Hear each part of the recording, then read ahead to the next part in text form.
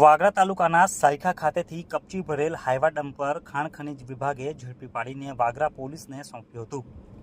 પ્રાપ્ત માહિતી મુજબ ભરૂચ ખાણ ખનીજ વિભાગની ટીમ વાગરા વિસ્તારમાં પેટ્રોલિંગમાં હતી। તે દરમિયાન વાગરા તાલુકાના સાયખા ખાતેથી કપચી ભરેલ એક હાઈવા ડમ્પર જેનો રજીસ્ટ્રેશન નંબર GJ16AV3043 જેને ઝડપી પાડીને વાગરા પોલીસને સોંપ્યું હતું।